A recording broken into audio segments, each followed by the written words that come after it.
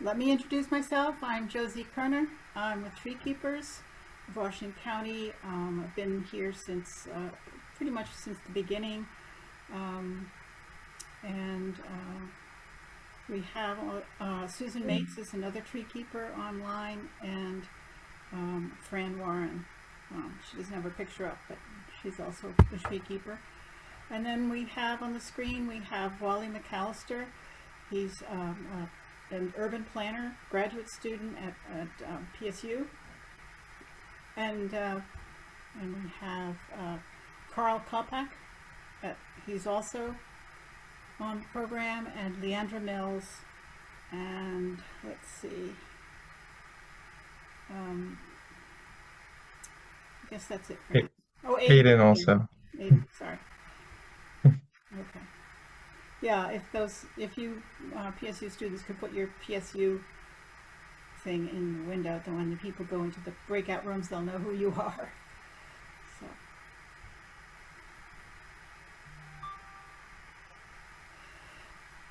Okay, I'm just going to start, and all of you, we have put together a video instead of just doing a manual presentation. It makes us easier for us to send the show afterwards. A lot of people have asked they couldn't attend, but they really would like to see what we've done, and we want to use it for later. So we made a video and recorded it. I'm going to share my screen now. Thank you for joining us. We are delighted to speak with you about the work of Treekeepers of Washington County and offer suggestions for protecting existing trees for a sustainable future. Treekeepers of Washington County was formed in 2021 to protect and advocate for existing trees. Our key strategy is to advocate for an urban forestry program for Washington County, focusing on unincorporated areas. Our work is built on two main pillars: education and engagement, and advocacy. We engage with local communities and advocate together to protect our existing trees. Our education and engagement activities include tree walks, community events, a monthly newsletter, and social media. We also work to build community tree stewards. For advocacy, we track new developments in urban, unincorporated Washington County and work to amplify neighbors' voices to protect trees during the planning process. Trees offer many benefits, from providing oxygen and filtering pollutants to offsetting climate change effects. They also help with stormwater control, reduce energy costs, and improve well-being. We have all witnessed near clear-cut logging for development. While development is necessary, planning how it takes place is critical to saving our urban forests. Given the benefits of trees, housing should be designed to preserve and integrate large, mature trees. Creative plans can ensure their continued health and growth. The problem is that Washington County's urban unincorporated zones lack regulations to protect trees outside of significant natural resource areas, making it one of the few such areas in the Portland metro. A tree code consists of local, enforceable rules for tree protection, removal, and planting. A tree policy provides non-binding guidance, strategies, or principles for urban forestry objectives. There are many excellent reports on tree codes and policies in our region, including an insightful Arbor Day webinar on tree protection ordinances. These resources are available on our website. Responsibility for urban tree policies lies with local governments in our region, each handling its own policies and programs related to protections, staffing, investment, and planning. A report by Ted Labby and the Urban Green Spaces Institute, published through Connecting Canopies and the Intertwine Alliance, offers an in-depth review of the region. Washington County has limited protections and support for tree programs. These areas are governed by 5 county commissioners. Remember to vote in the May 19th election for the new county chair and District 2 and 4 commissioners. Ballots must be mailed by May 12th. The lack of urban tree canopy creates heat islands, shown in red on this map of Washington County. The warmest areas are often where there is less tree coverage and more pavement and buildings. Equity mapping tools also show evidence of lower tree canopy in lower-income neighborhoods.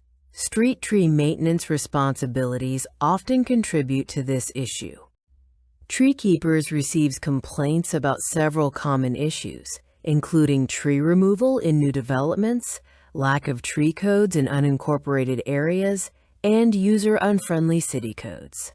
Tree codes vary significantly based on ownership and jurisdiction. For example, Cornelius focuses on street-side plantings and has a October 20th 30 rule for species diversity. We are petitioning our 5 commissioners to hire an urban forester for unincorporated areas. This professional is vital for developing green infrastructure and effective tree protection policies. We are dedicated to preserving and promoting the trees that provide immense benefits to our environment. We believe everyone deserves a healthy, green environment, and we will work together to achieve this goal. You can get involved by donating, subscribing to our newsletter, signing our urban forester petition, and supporting our legislative action. Volunteer to testify or organize your neighbors. What is your connection to trees? We are seeking your input on an urban planning project by PSU students to update Hillsboro's municipal tree code. I'll now introduce you to Wally McAllister, one of the students. Okay, I hope there was no problems with that, seeing that video. Was there any issues? No? Great. Okay. Well, we have Wally's right on the screen right now, and he's going to take over and really talk about their project. And he'll tell you how it got started and what they've come up with. So go ahead, Wally. Great. Yeah, thank you, Josie. We really appreciate you all setting this all up, and it's been nice to get to know the tree keepers. So just a little bit of background about me and my team here. We're a group of 5 graduate students in the Portland State Masters in Urban and Regional Planning program. And in our final 2 terms, we participate in a workshop project that involves a community-based planning project in consultation with a client. And so this project works with the City of Hillsboro's Urban Forestry Department to address the lack of tree canopy retention codes in the City of Hillsboro. Trees, and especially large heritage trees, are vital to the ecological and community health of the city, as you all probably know. And codified protections are needed to support the retention of the current tree canopy and stop unregulated tree removals during development permitting processes. So we are developing recommendations to submit to Hillsboro City Council for approval and adoption. And I will share my screen now, and I've got a little bit of a presentation that shows a little bit more about our project. So can everyone see that? Rolling Mountains on a blue purple. Oh, there we go. Yeah. Yeah, sweet. I'll get these out. Wait. So this is our Hillsboro Heritage Tree Protection Program. And this is our little logo up here that we've created as a team. So our team name is Canopy for our student project. And let's see, I'll click forward. There it is. And this is the rest of our team. We have Carl, Leandra, Aria, Aiden, and myself. And the 4 of us are here today, and we are working with Lisa Renee Wilson, who's the urban forester at the City of Hillsboro. And then a little bit more about the background. So Hillsboro has a very new urban forestry program, and Lisa Renee is a new urban forester in Hillsboro, and they started this urban forestry master plan that to address the 2% tree canopy loss that is a result of recent developments. And this is especially true in significant and frontline communities in environmentally sensitive areas as well. And there's a kind of been an inability to track and prevent this canopy loss in the city. So we are um, rallying around the strong public support for robust tree protections and looking into large and historical trees. Um,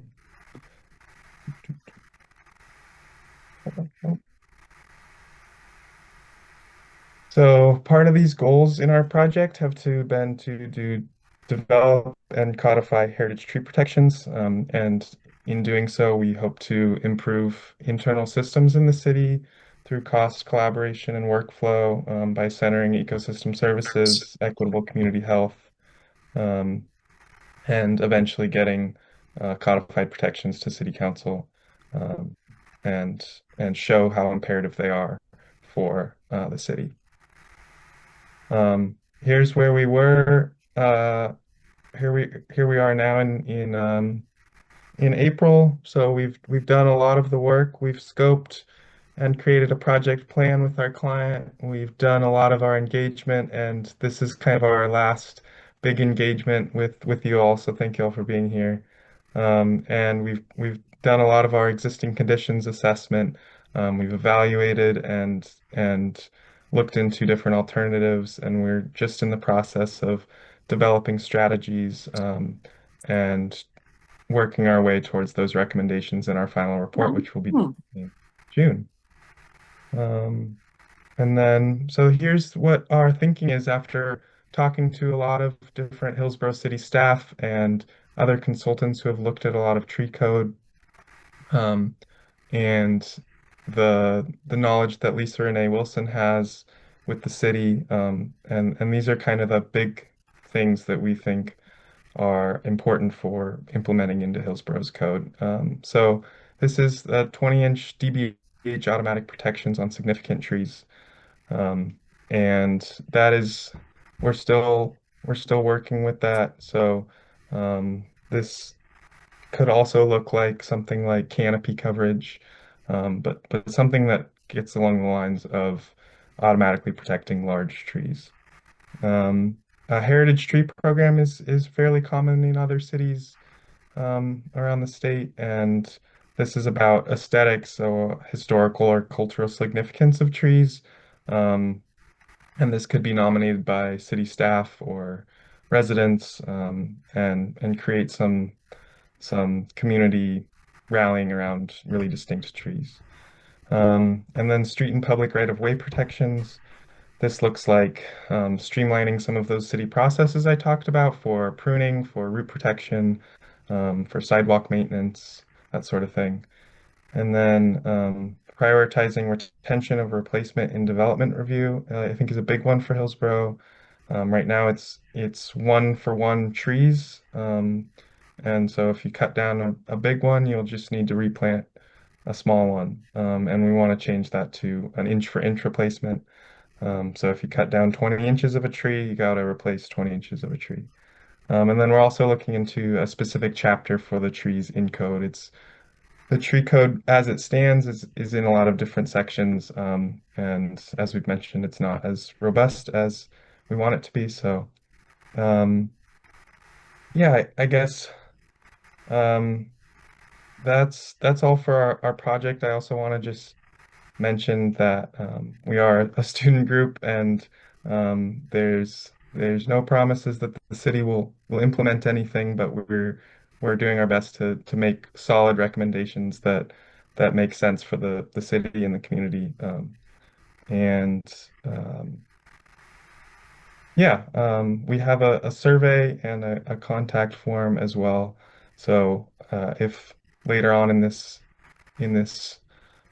webinar, you're not able to share all of the things that you want to share today, feel free to fill out that survey and um, contact us and tell us your thoughts about all of our work. I'm gonna Thank you all. stop Let's sharing. open it up to questions from our participants. I'm sure they've got some questions in case people Yeah, don't know. if there's any DBH is big questions. diameter breast height, and so That's right. Yeah, DBH is the diameter at breast height around the tree. that's a pretty good stuff. And um, yeah, if there's any big questions, we're gonna get into it with a little bit more of breakout rooms and have some discussion.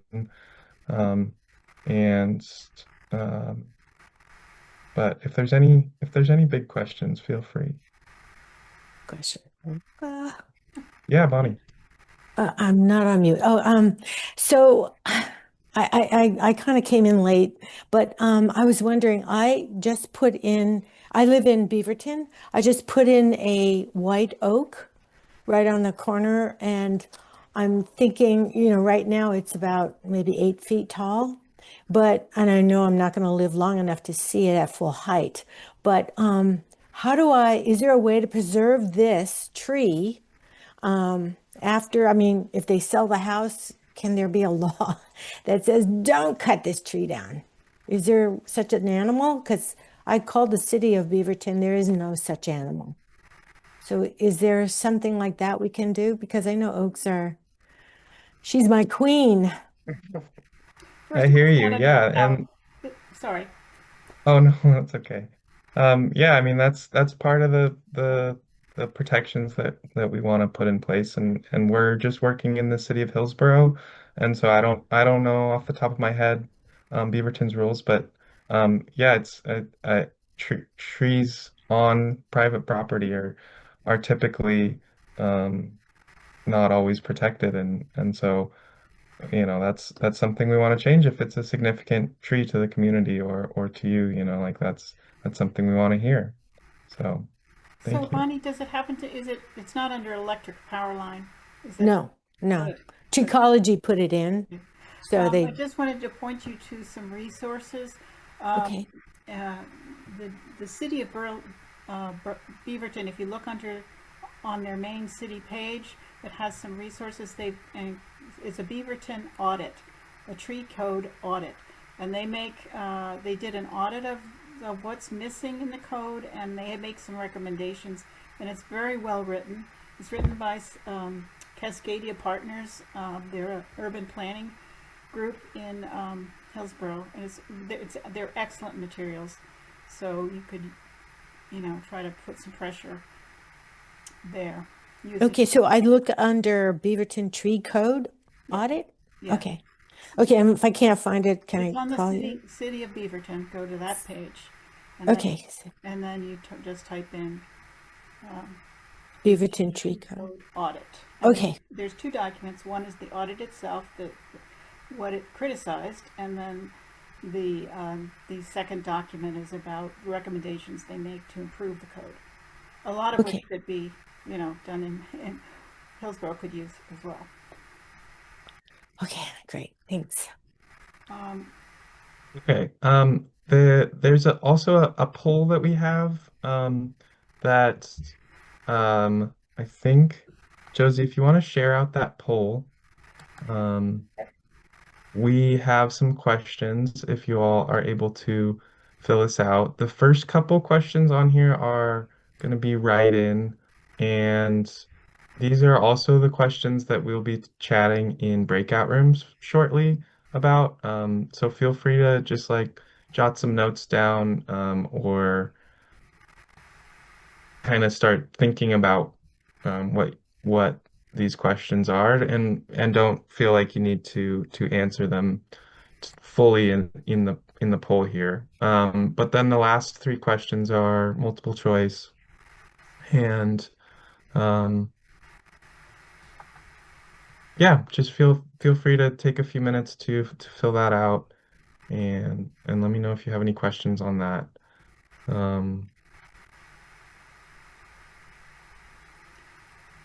We have a question from Nancy. Can you explain what you were looking for when you talk about right of way? Yeah, so right of way trees are going to be anything that is in the, I guess, um, public trees that, I don't know, does somebody have else, any other team member that knows exactly what a right-of-way tree is? Yeah. I have an idea. Sure. Um, yes. Okay. So, right-of-way trees would be in the public right-of-way. So the public right-of-way is usually defined from the sidewalk to the like curb edge along a street.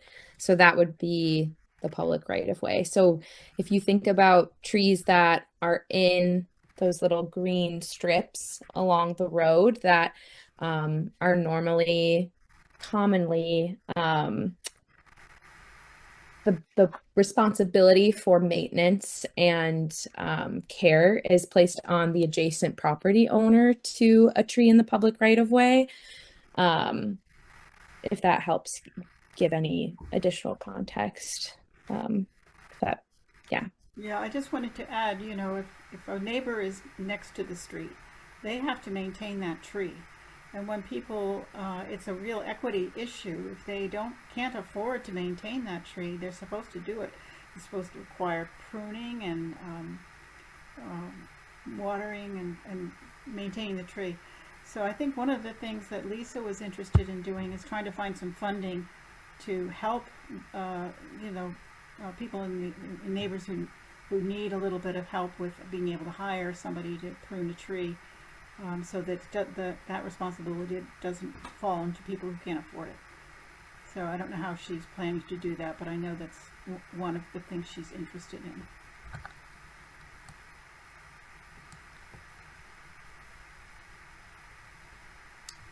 Are people able to do the poll?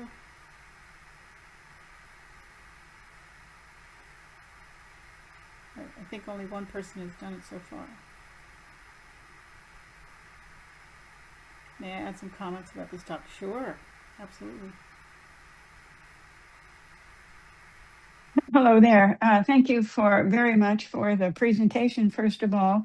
My name is Nancy Wirtz, and I am a homeowner in a neighborhood with a very large number of street trees. Many of them are over 25 years old, and the narrow parking strips or right-of-way strips have caused us to have to remove some of the trees and replace them because of the damage they've done to sidewalks or all of the irrigation equipment or the drainage equipment from the homes to the street. The right-of-way codes or the clearance codes for the city of Hillsboro then become somewhat challenging when we apply the one-to-one replacement. We put a young tree in that is at most, you know, maybe 6 or 7 feet tall. And it's impossible for a tree that size to maintain an 8-foot clearance over a sidewalk and a 15-foot clearance over the street. While it's growing, what you can do is have a pancake of a tree so that its branch has side branches.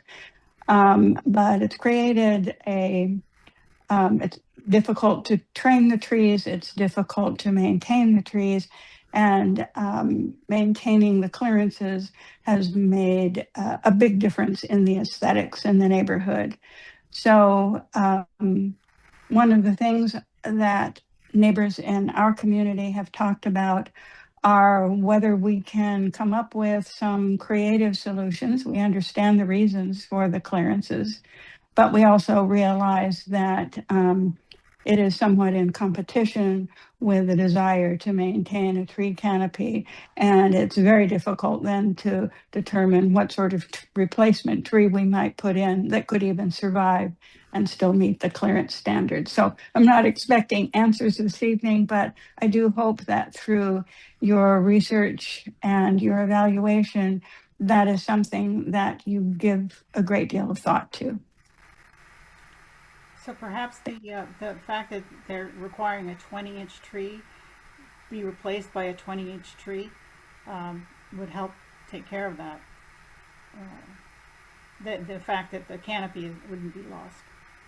I don't think our right-of-way strips could I don't think we could put a 20 dBH tree in to replace our trees and still have it not create a problem. Okay. I'll jump in here really quick. I want to be clear that there's a difference when we're talking about these parking strip trees, the right-of-way trees, and trees on new development sites where they're building new homes or new apartment complexes. And so when Wally was referring to the inch for inch replacement or potentially, a canopy percentage replacement, he was referring to trees on new development sites, not those trees in the parking strips.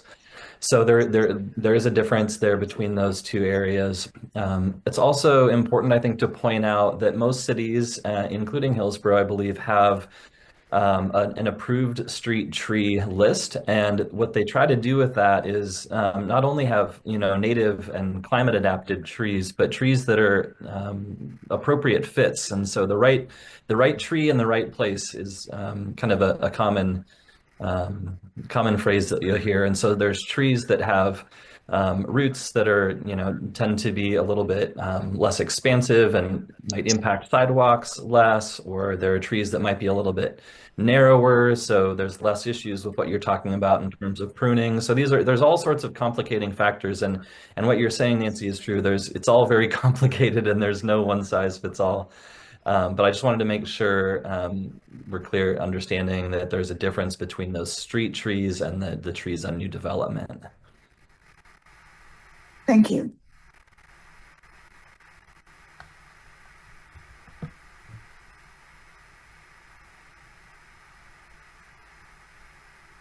To follow up on that, I'm in the same neighborhood as Nancy. This is Karen Kincaid. Hi.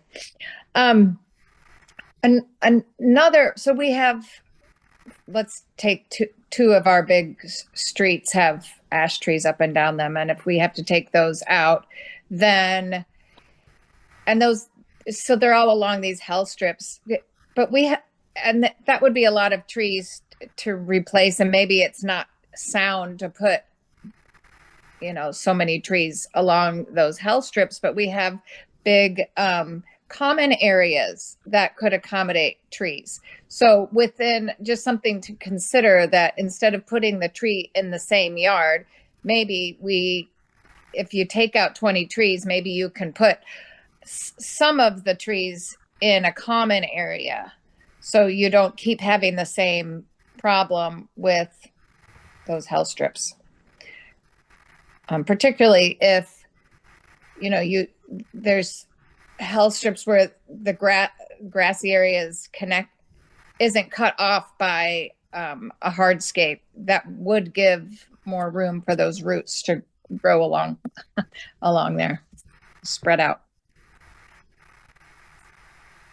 Yeah, most cities also have specifications on how close together you can plant, especially the street trees.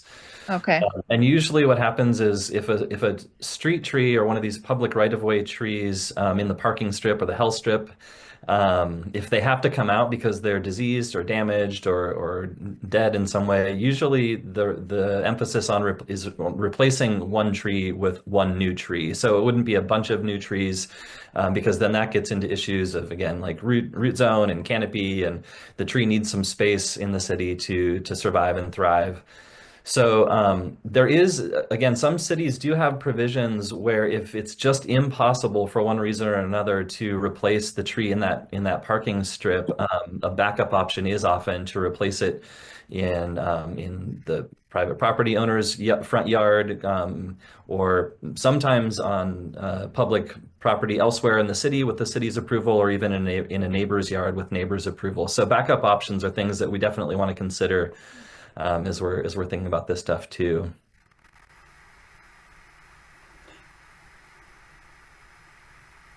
Do you know if there's a recommendation by the city of Hillsboro for when you're taking out an ash tree in a public right-of-way, what they would recommend replacing it with? Very often ashes are put in, take very wet areas. So do Do you know of any trees that are I recommended? don't know that specifically, but I would imagine it would be on their approved street tree list, just one of the trees from the list there. Mhm. Do you know anything more specific about that, Leandra? That is something that Lisa Renee has been working on establishing because of the loss of ash that will occur. I don't think there's anything published necessarily yet by the city specifically, but I know that that is something that she is working to have published.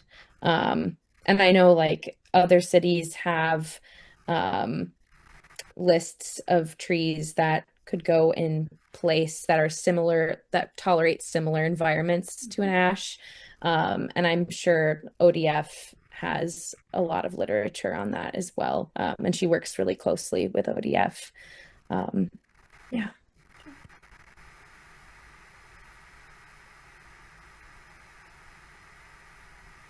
Okay, I want to get on to some of our breakout rooms so we can have some more geared discussions and hopefully have everyone chat about the just some of the questions we have lined up for everyone tonight. But before we do that, I want to just because this might be the peak of everyone here, I want to take a group photo if everyone's okay with that. Um, so if you'd like to if you don't have your camera on and you'd like to be in the photo, turn it on and we'll get all your smiling faces. And if you don't want to be in the photo, you can turn your camera off. You can message me in the chat. We can blur you out. But we want to just get everyone together. So Leandra's gonna take a screenshot. So on Leandra's countdown, we'll all smile and wave. All right. We'll do it in 1, 2, 3. Say cheese. Cheese. Okay, great. That was beautiful. I did want to say Nice. this poll has a QR code on the bottom, so if you don't have time to fill this out now before I end the end poll, take a picture with your camera. Just click that button and get the QR code. Okay. Great. Thank you, Are you ready for me Josie. to end the poll now, Wally? Do you want me to end it now? You can just leave it open for the rest of the time if people are Okay. trickling in with things, but All right. yeah. Okay. So I'll go and do the breakout rooms now. Yeah, and we'll have one of us Portland State students in each breakout room and we'll be helping guide discussion. We'll have some discussion questions and yeah, Okay. and then we'll come back and chat about what you all heard. So Yeah. So they're going to be leading in each of the breakout rooms. Carl, Wally, Aiden, and Leandra. So I'm going to Yep. open all rooms and it's supposed to send you automatically to one of these rooms. Hey, Josie. Breakout room. I don't know how I got myself into a breakout room.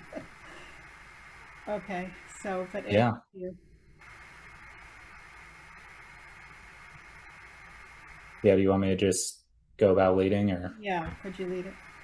Yeah, for sure. Okay.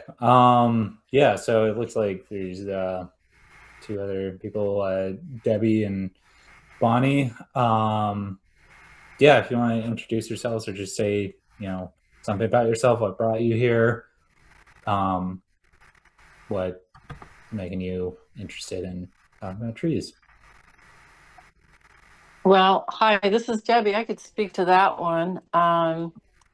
I live in unincorporated Washington County on Florence Lane, and I happen to really love nature and trees. I'm from New Mexico, and I'm a former policy attorney at the legislature there long time ago. But you get that stuff in your head, and that's who you are for life, no matter what you do after. And during COVID, this was let's say the the initiating event, maybe. Although I'd been bothered by things I'd seen before. Anyway, it was during COVID, and down at the end of my street, there is a large area where there was an old house set back on probably a couple of acres of land adjacent to what I believe is a branch of Ash Creek that runs into Fano. So there was a wetland there. That's important in my head. And one day, again, during COVID, everything is shut down. This beautiful property had been sold, and a logging truck appeared, and they started, and it was heavily treed. It was heavily treed. It was a beautiful place, like tall 100-foot Doug firs right up to the road. And they cut 9/10 of it down. And on the first day I saw that, I called, I can't remember now, but I did some research, and whoever I should have called, I called everybody I could have called, and no one was in the offices. Nobody answered. And actually, it took 3 months, I believe, before I got a response. And by then, of course, there was a wetland barrier up because there was a creek there. So I began to learn some things about what you can and can't do, even in Washington County. And it appeared to my eyes that the few things that were in place were not respected, and they hauled off the trees, and then the property sat vacant tore the old house down for probably 3 or 4 years. And that just set me to wanting to understand more about. Then I found out there was not a tree code in Washington County. And because I live so close to Multnomah County, I began to ask questions of my friends and neighbors about how it functioned there. And then I discovered Treekeepers of Washington County, and they seemed to have a background of, they were new at that time. And so I've just attended sporadically and gone on some walks when I could, just trying in my overscheduled life anyway, to gather information, to try and understand the lay of the land, and to see what, if anything, was being done or could be done to protect certainly what I saw as some very large trees, some that certainly could have been preserved as heritage trees, I believe, at least a couple of them. So anyway, that episode is never far from my mind when I think about trees around here and unchecked development that we have seen since we moved in here in 2009. So that's me. That's my background. I just want to add that we've heard lots of stories like this. What's happening very often is that a developer is buying up a bunch of land, and he just will mow every tree down. Yeah. And before it's even, you're supposed to apply for a permit, and before you do, you're supposed to contact all the neighbors within 500 feet of the property line. But I think they're required to do that, but very often they're not doing it. And now that we have the middle housing rule, you don't even have to notify your neighbors if you're putting in middle housing. So yeah, we really need these changes. And the one thing that's a good thing is we've got the unincorporated areas are under the jurisdiction of our 5 commissioners, and so I'm glad to hear that. And I'm a neighborhood leader for the Oregon Democratic Party, so I do bug my neighbors to vote and stress the importance of local elections. And this is why, like, they're so much more impactful at times than other larger elections. And so anyway, I'm just listening and want to give the mic over to someone else, but that's about me. that's great. Yeah, thank you for introducing yourself. Bonnie, I know you told your story about your oak tree. Is anything else you want to talk about in terms of what your call to action, as it were? Oh, you're still muted. Started when I was 70 years ago, because I'm 74. And I remember in the Coit, I'm from the San Francisco Bay Area. So Grandma had this house, right? And in the backyard, all the backyards met. and in the backyard were the trees. And she's from China during the Japanese War. She brought this seed with her. The tree grew for 90, I think she came over when she was 20, for 70 years, and it died when she died. Oh my God. And so as a kid, I would hear the birds sing. Okay, so, years go by, I don't pay attention because I'm going to school. I have no idea what's going on in the city. And suddenly, it used to be just a bunch of trees and grass and everything. And suddenly there were no more birds singing and no more trees. That's when as I got older and I had a brain on my shoulder. One day I was out I forget where, but I heard the trees sing. The trees were singing. I could hear it. And then I found this other woman who says she hears trees singing. She has a workshop for it. But and the Coit Tower still had trees, and I don't know, it's kind of like it's kind of like somebody cut your heart out when you take the trees away. San Francisco used to be so boring going to Novato and, the outside the San Francisco area because it'd be nothing but trees. As a kid, I thought they would always be there. But now the freeways are lined with fences and used cars and stuff like that. And it's quite bleak looking. So my thing was, okay, you guys like oak trees? Because what do you call those? My oak are I forget the name of the oak in California. And I love those. And I wanted an oak before I croaked, right? So I planted one. I researched and just the idea of having somebody live longer than me is just, to me, perfection. Why? They're so old. Why do you want to cut them down? They have so much information. So anyway, that's why I like trees. Thank you. Yeah, that's very cool story to learn about. Yeah, so Do you have from there, I guess we can get into some of the questions that we have. Debbie, you kind of already touched on one of our first questions, which was asking about specific situations where you witness tree removal or that concerned you, and like what happened to that land now, what is being done with it. So pretty much already answered that perfectly. But Bonnie, do you have any significant stories of that in the now living in the Portland area, Washington County, that stand out in particular? I don't know if this makes sense, or if this applies, but we moved here and we lived, we were in Southeast Woodstock by the Reed College. There were the 3 sequoias, and that was where the old house was taken down, and they had a protest. And then that's where we built the house. So they don't really have to knock down the trees to build a house. That's what that proved to me. So, you could build, why can't we? Anyway, I don't know. Did I answer your question?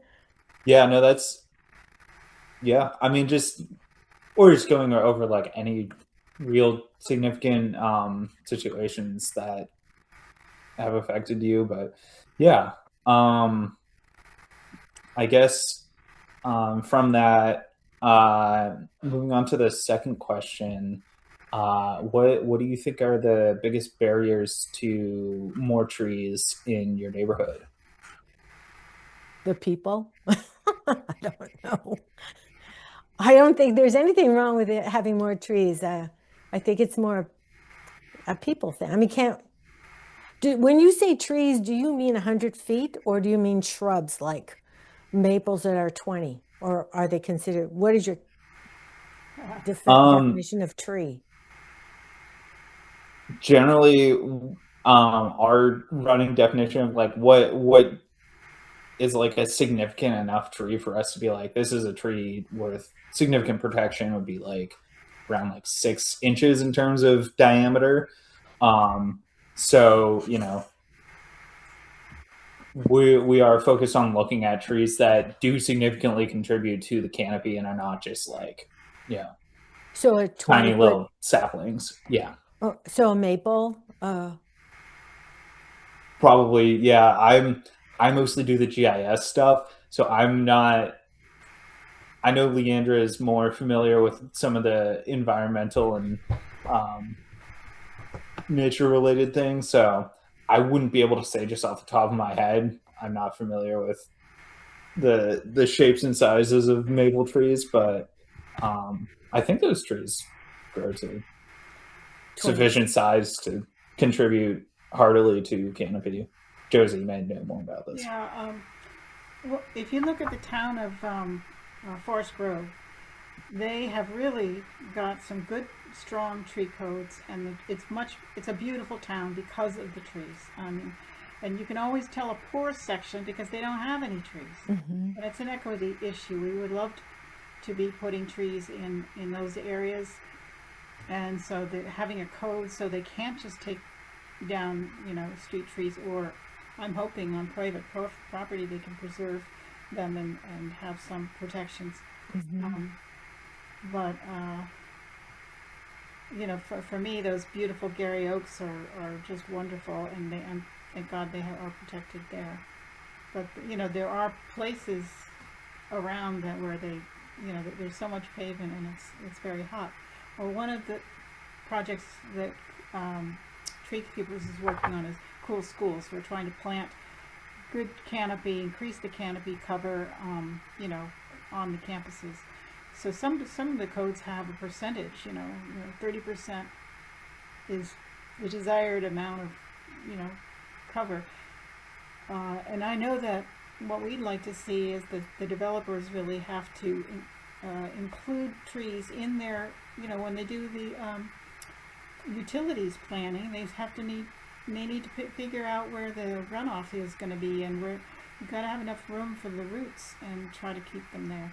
So anyway, we hope the codes can be altered for that. Yeah, I hope so too. I don't want this place to look like California, you know? No.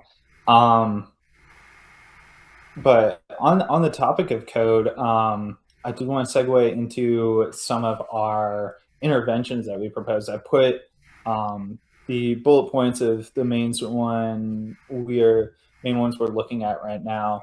Are there any in particular that you guys like think should be a top priority for our recommendations, or any language or whatever that you would like to see in these recommendations and interventions?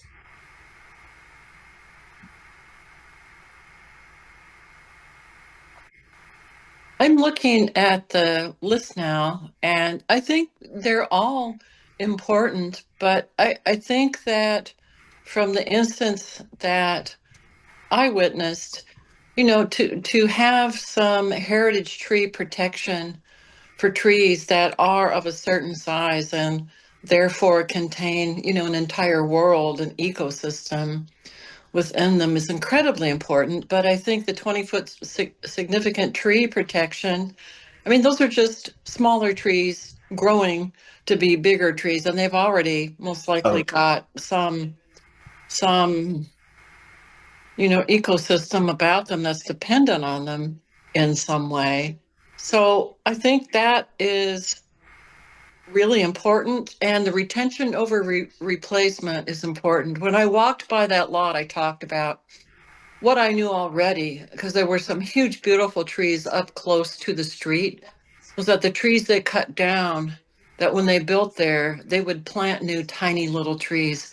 And it seemed ridiculous to do that when there were these beautiful trees they could have easily built around. So you know, those thoughtful ways of setting forth some basic requirements that can probably be found by looking at the Forest Grove tree code and others in Oregon.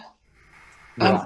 Yeah, I Also, for mean, it's clarification, there. the significant tree protections, the 20-inch refers to 20-inch. yeah, protecting trees with a 20-inch diameter. So their trunk. Yeah, we haven't really been basing things off of height, more on I see. diameter. Yeah. So I'm pretty sure generally 20-inch tree trunks are Yeah, much taller. 20 inches and above. Yeah. We saved. Yeah. Yeah. So But some way, just however it is to define what it is Yeah. that is protected, and to take language that is out there in different places already, because there's not a need to recreate the wheel. This is probably going on or has gone on in Forest Grove. And I understand that Lake Oswego has a pretty good Right. tree protection program. I don't know that personally. But my husband was an architect and did work down there and had to apply for tree permits and Right. Well, and part of it in our presentation, you know, they have a chart that a lot of the local people have done, comparing the different codes for the different things, Yeah. requirements. And some are, and Washington County has almost none of them checked. they have a very poor record in that way. But you know, I think one of the barriers, you wanted to know the barriers, I think the developers, you know, their profits depend on smashing as many houses in as that possible, which is a threat to trees. And the other thing I think is that people are afraid of the safety of the trees falling on the house or on their heads, because we've had some bad storms and we've had, you know, some freak accidents that scare people. And right after that, a lot of people cut their trees down, but all they need to do is get an arborist in there, you know. So yeah. Anyway, it's expensive. we've got less than a minute left, so if there's any dying questions or contributions you guys want to make, I just want to leave the floor open before we push back into the main group.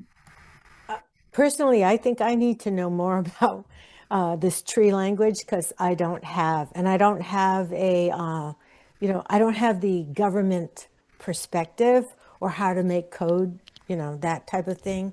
All I know is I love them and I don't know what else to do. So maybe if you educate me, that's how you would do it with other, you know, the mainstream people. So that's what I want to know. How do I help? What do I do? That is pretty significant. Education and outreach is a big part of what we've been talking about, and like how, you know, to engage people with these ideas of how trees can be a part of our infrastructure and part of cities. So, yeah. I have Personally, to close this now. I'm getting a message saying it's time to go back. Yeah. Okay. I think actually I want to, wish you could say they were poaching the trees and arrest them for it. Yeah. Did people actually get into a breakout room finally? Really? Good. Yeah. Thanks, Josie. We had a nice chat. Okay, good. Hope everyone else did too. Yeah, we had a good session. We thank you all for your discussion. I hope that you learned some things maybe and heard some things and shared. And I just wanted to open it up to each breakout room. Maybe we can hear one person from each room kind of maybe summarize what you all were talking about, and any key points that you all hit on that you think are really important for the whole group to hear. Well, we didn't have a leader with us, so there were just three of us Oh, sort of gotcha. Okay. sort of chatting about our neighborhood and the fact that we have lost a lot of land with trees that are gone now.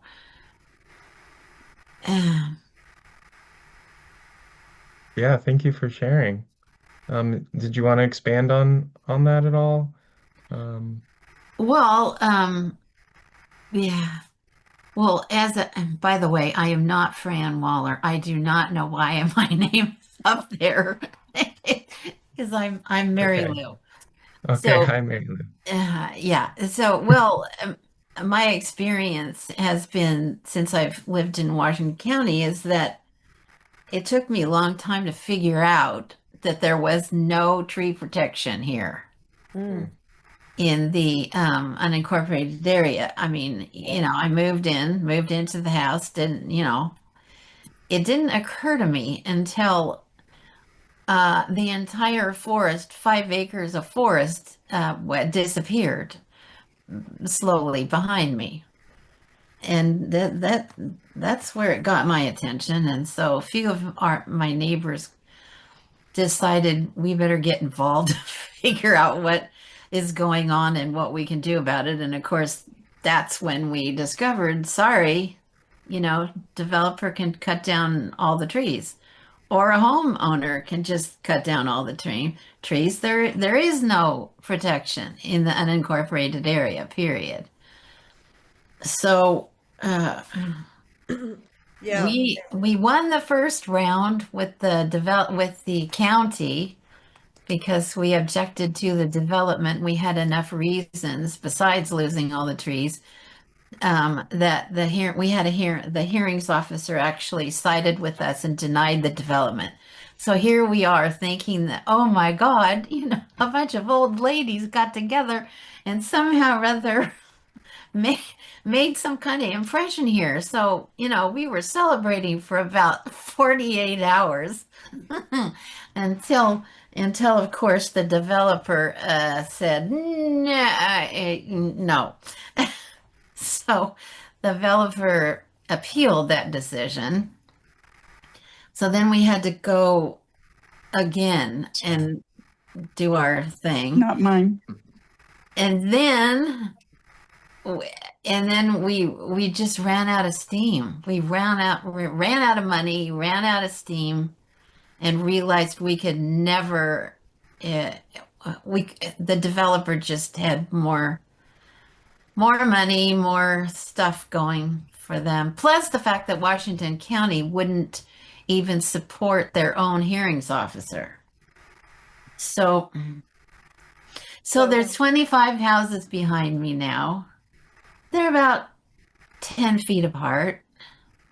They pretty much take over the whole land. There's pretty much no room for trees. Right. So We need a tree code for Washington County. And I really admire that you guys are with Portland State University, because 23 years ago, and I was just saying there was a development application in a significant natural resource across the street from my house. I said, that's not buildable land. And I lawyered up, and he charged me a fraction of what attorneys charge. And we went to, we challenged the application at the Land Use Board of Appeals, and that went to the LCDC, Land Conservation Development Commission. And we prevailed to where this was all in significant natural resource areas in Washington County, but it doesn't have anything to do with private property. And I think that's what we need now. But I was so passionate about this. Pat Whiting, who was in the state legislature, she was a really good friend of mine. She says, Jill, take the anger out and just act like you're confused. And by the way, Marylhurst University has this program where you can go and make your own major in interdisciplinary studies. So I did.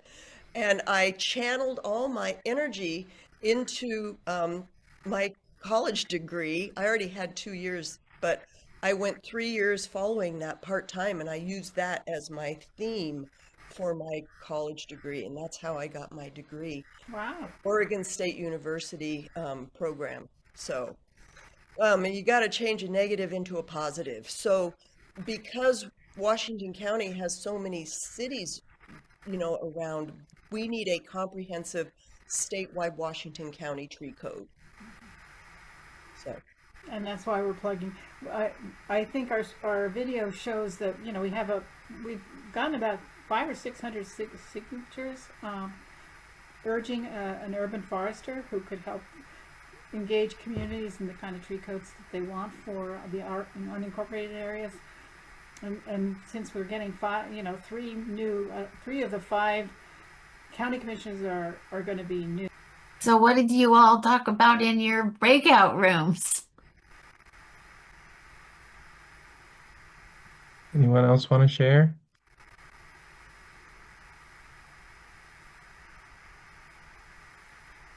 You must have talked about something.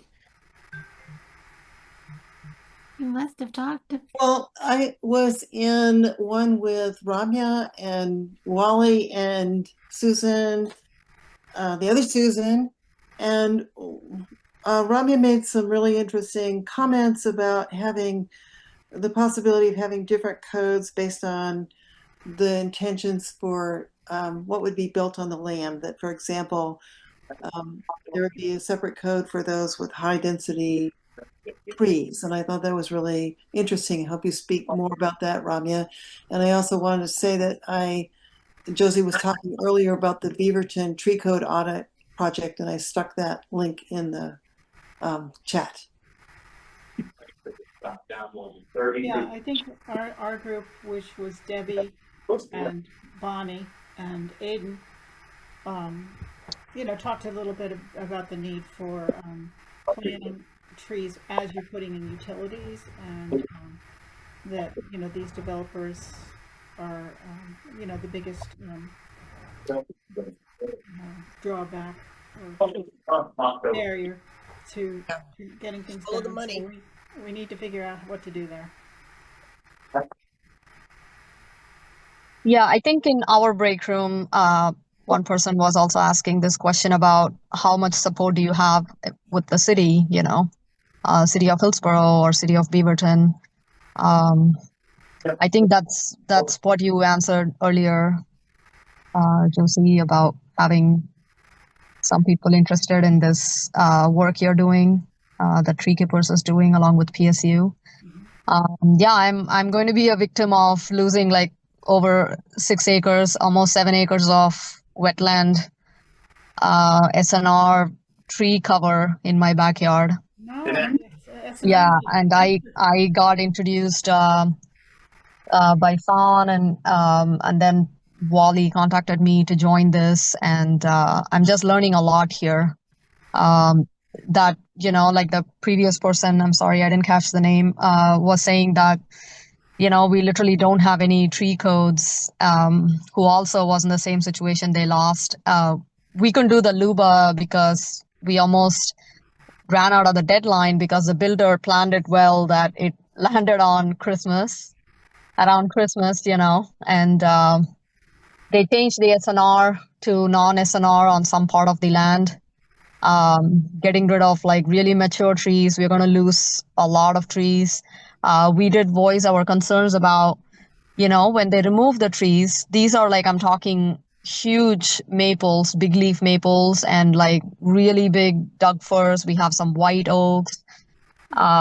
So when they are going to deforest this land, how are they going to mitigate the impact on the foundation of the neighboring properties? Because I'm pretty sure the roots are going pretty deep at this point, right? And all the city came up with was, we hear you. We're going to ask the builder to be in contact with you when the process starts. And the city council member who was presiding our case was Leslie Hamilton. And I contacted her a month ago asking about anything, you know, that the Clean Water Services, I think, needs to approve their detention pond. I think it's the detention pond for the wetlands that they are going to, you know, it's in the riparian area. And they pretty much told us flat out that none of the Hillsboro code, CDC codes, or the development codes doesn't apply to this property because it's like a middle housing development that the state is pushing for. Oh gosh. That's not true. Yes. And I don't like that at all. I know. The middle housing It's tricky. Yeah, and the thing is, we have single family residential homes, and I heard you. I mean, you are the one who. Fran, hi. Well, it's Mary Lou. It's Oh, in. Mary. Okay, I know it says Fran, but it's not it's Fran. not. Okay, that's what you were saying earlier too. Okay, I was kind of confused about that. Mary Lou. Fran is sicker than a dog, and Okay. I don't know how it says her name under me, but Okay. she would have been here. Yeah. Okay. Yeah. So, yeah, when you mentioned about, 3 people in your break room discussing this, and I'm thinking I'm in the same situation. Like, I don't know how many years apart, but Yeah. they pretty much told me that, oh, it's middle housing in a SFR zone. They are trying to build townhomes, high density. It's over 100% development land. So they have to have this specific kind of detention ponds to prevent the flooding. And I don't know how to even find out if these are, I'm an engineer. I work at Intel, and I'm curious about like how they calculate this. I saw all the formulas on the codes, and I'm trying to figure out who is in charge of like making sure the builder is going to do that, right? And at what point are we going to question, is there any way we can even ask the city, like, hey, this wasn't done right, And everybody is like, oh, just take a lot of pictures when the building eventually starts. But that's ridiculous. Well, it is. That's what we did. We did. I was so worried about flooding and all that kind of thing. So, after it was approved, I was out there on my deck taking pictures of everything. Yeah. all the filling in of Yes. what was a wetland. Yeah. And that's what's going to happen. And I have, like, right now we are all in the dark. And the another thing is, they had city, I felt like very hostile towards us also, in the sense, because they pushed our meeting all the way, towards the night, and they wouldn't answer any questions we had about flooding or how you have this many trees. They prevent flooding. It's right into the Needville Creek, and I don't know. Were you in an unincorporated area or a city? No, I do come under the city of Hillsboro. Hillsboro. Yeah. And so that's one of the things that in the code you can make recommendations about enforcement and what you can do in order to contest an approved thing that's in an area that's violating the laws. So there's some enforcement things spelled out. They're depending on citizens to complain. Well, complaining doesn't really help if you don't have. No, but I mean, after the fact. I mean, they approve the development, development goes in. Then if something goes wrong, like flooding or whatever, they depend on the people to complain. But that's not useful. Because they don't have the manpower or the wherewithal to look at these kinds of things before they happen. Well, they need. They wait until it's already built, and then something goes wrong, and then they wait for the complaints to come in. Well, we're here to suggest changes, right? That's correct. And I'm not familiar with Hillsboro at all, but I just know that in unincorporated, it's the county we're dealing with, not the city. Yeah. So I did mention in our break room that, they could probably have like codes that are specific for lands that have high density of trees versus codes that are on like barren lands, something that is easily buildable rather than disrupting a whole ecosystem. Different tree codes for trees in the floodplain area, just different tree codes for I would imagine, like, I read an article that I actually forwarded to also Fran. She already knew about it, of course, about like this beetles that are destroying the oak and the by the Willamette, and that's concerning, right? Yeah. So, I mean, do they have endangered species that the city is concerned, or many cities should be concerned at this point? Um, That was part of my argument against the development behind me, which the hearing officer really was in tune with. I was okay. glad I went that route. I tried everything. And so she was sympathetic and she agreed, but it's just, the developers have so much money and they have so much more clout with the county that they over they just overpowered us. We just, New Well, commissioner, it's not just that, but then they get that annual tax revenue for property taxes. I So know. it's that, just money talks.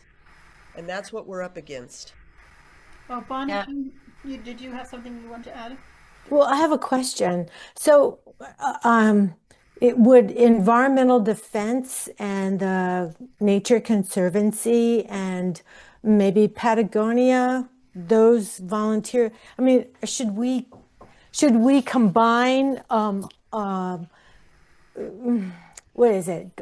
Create a co-op of volunteerism and this work to build critical mass of some sort? Because I Well, I don't want to think feel that's what hopeless. Tree Keepers is trying to do. We're trying to gather Yeah, all we of us together, and that's why we have the petition. And I think when we have the new, if we can demonstrate that we've got a lot of support for changing the code to be more restrictive. we're That's hooked up with Tualatin and River Keepers and Friends of intertwine, Trees and intertwine, connecting intertwine. Um, there's a lot of, really good nonprofits already that aligned. we're kind of in alignment with. So can we ever meet them? And can we build some kind of movement? Sure. I mean, I don't like to feel helpless. No. So I think we are meeting. There's different meetings. Intertwine is having a, and connecting canopies, and it's also Tree River Keepers. There's a number of these coalition groups, and there it is Intertwine and connecting canopies that are trying to gather all the groups together. Okay, So, good. Thank you. we can send you, Bonnie. We'll send you an invitation to that meeting. I think it's coming up this week or next. So I'll send it to you. Mhm. Yeah. I have some similar questions, but maybe they're answered already. It's just what is the status of where things are at now? Is Tree Keepers just gathering information? It sounds like they're coordinating and working with other nonprofits that are of a similar mind. And then the idea is to eventually garner enough support to present something to the county for, Yeah. okay. We have a petition that every time we show up at some farmer's market or the Cedar Mill Okay. Cider Festival or something, we have a clipboard with with a petition on it. And we tell our story and we hand out information, and most everybody is willing to sign that petition to get an urban forester. And there's also an online petition, and we put it in this in our presentation. There's a link. It's Okay.